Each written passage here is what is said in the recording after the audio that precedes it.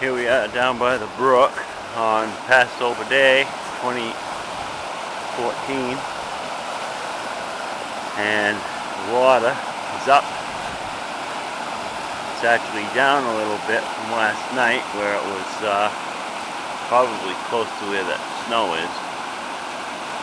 There was no white water was showing. Coming around the corner here, around the trees.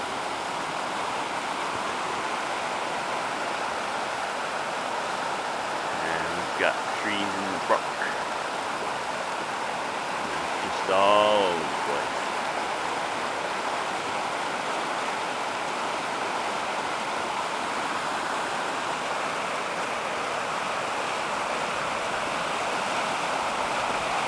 And there's this big rock here.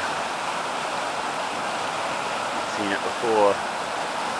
Usually it's just on the left. And there's a rock on the right there. Another rock right there that hits a little deep area that falls into.